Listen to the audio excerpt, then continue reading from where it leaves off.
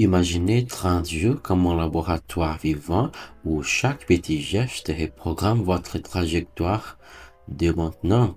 J'aimerais que vous visualisez un objectif précis, non pas un vœu vague, mais une cible tangible que l'on pourrait toucher du doigt. Fermez les yeux et percevez la sensation physique de l'avoir déjà atteint. Ce signal sensoriel envoyé au cerveau l'ordre subtil de mobiliser ses ressources cachées.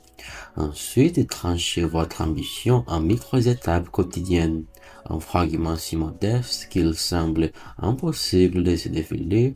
L'esprit redoute les sommets vertigineux, mais il adore les escaliers courts. Donnez-lui exactement cela et il avancera de façon quasi automatique. Chaque matin, au réveil, exprimez verbalement l'intention du jour. Aujourd'hui, j'avance de 3 pages. Ce soir, j'écoute 10 minutes. Cette déclaration claire, articulée à voix haute, aligne vos circuits neuronaux comme un laser. Puis évitez l'essoufflement, couplez cette rigueur en rituel de célébration minuscule.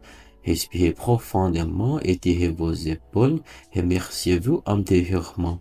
Reconnaître l'effort nourrit le système limbique qui réclame récompense pour maintenir la persévérance. Parallèlement, réduisez les bruits informationnels, les notifications incessantes dissipent votre vigilance comme des fuites dans un réservoir d'eau.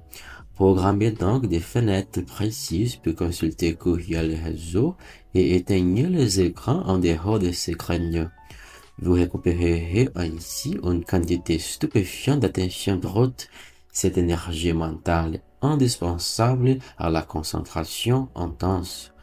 Entourez-vous enfin des catalyseurs humains, un partenaire de progrès ou un groupe d'entraide crée une pression douce mais puissante qui découple l'engagement. Partagez vos comptes rendus, même succincts. Le fait miroir renforce votre discipline mieux que la volonté nulle. Lorsque la motivation fléchit, changez immédiatement votre posture physique, redressez la colonne, fixez les regards au loin, inspirez par le nez. Cette simple manœuvre physiologique rebute la chimie cérébrale et stoppe la spirale de procrastination avant qu'elle ne s'installe. Rappelez-vous, 30 jours, c'est assez long pour construire un réseau synaptique neuf, mais assez court pour maintenir la flamme de l'enthousiasme.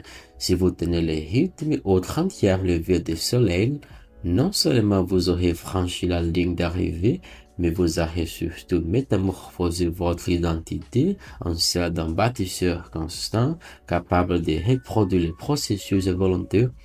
C'est ainsi qu'un moi se transforme en tremplin durable vers chaque horizon que vous choisirez d'explorer.